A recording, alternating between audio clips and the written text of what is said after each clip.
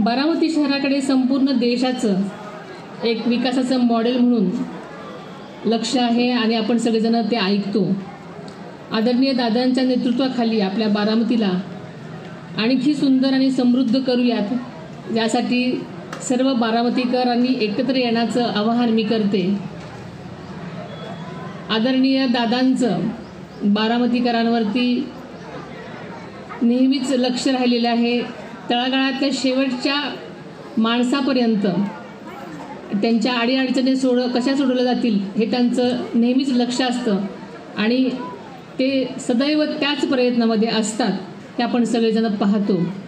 आणि त्यांचे सतत त्यांचे प्रयत्न हे रात्रंदिवस चालू असतात, हे आपण सगळेजण पाहत आलेलो आहोत। आणि आपण बघितलं की आज जवळजवळ सकाळपासून चांद शाह वाली दर्गा सामाजिक सभागृह, विश्वकर्मा सामाजिक सभागृह भूमिपूजन, भीमनगर येथील सामाजिक सभागृह भूमिपूजन, विठ्ठलनगर येथील खेळाचे मैदान भूमिपूजन, अनंतनगर येथील सामाजिक सभागृहाचे उद्घाटन आणि आत्ता आपल्या इथलं सिद्धार्थनगर येथील माता रमाबाई अभ्यासिकेचं उद्घाटन आणि बुद्ध विहाराचं विस्तारीकरण, व्यायामशाळा भूमिपूजन असे विविध विकासाची कामांचं भूमिपूजन किंवा इमारतींचं उद्घाटन होताना आपण पाहतोय।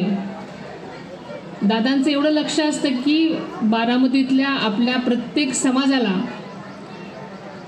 त्यांची सोय कशी चांगल्या प्रकारे होईल, त्यांच्या समाजातल्या विद्यार्थ्यांना त्यांच्या काही अडीअडचणी असतील, त्यांना कधी अभ्यास करायचा असेल, त्यांचे काही कार्यक्रम असतील तर त्यांना एक हक्काचं ठिकाण होण्यासाठी एक समाजकार्य समाज सभागृह असलं पाहिजे असं त्यांचं म्हणणं होतं।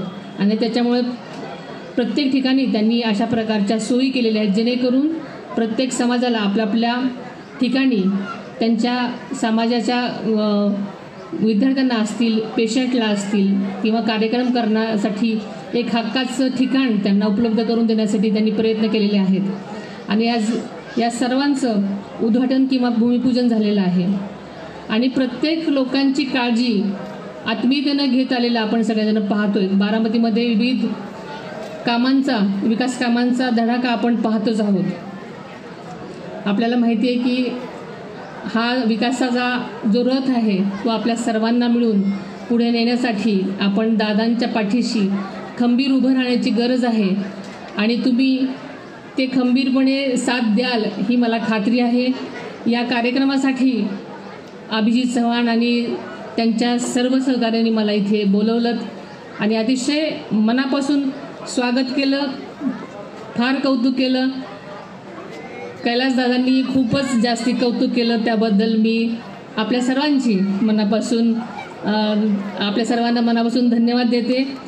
तुमच्या सगळ्यांच्या ज्या इच्छा अपेक्षा आहेत त्या पुऱ्या करण्यासाठी आम्ही दोघं उभयता बांधील आहोत असे अक्षणी आपल्याला सर्वांना सांगतो आणि इथंच सांगतो। धन्यवाद।